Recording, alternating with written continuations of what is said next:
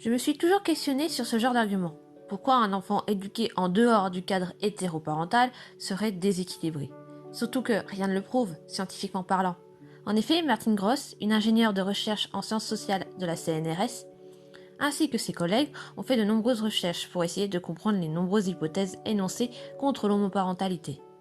Pour l'argument de l'identification sexuelle, l'enfant se basera simplement sur le monde qui l'entoure. Les voisins, les grands-parents, la maîtresse d'école sont quelques exemples parmi tant d'autres par lesquels l'enfant peut s'identifier.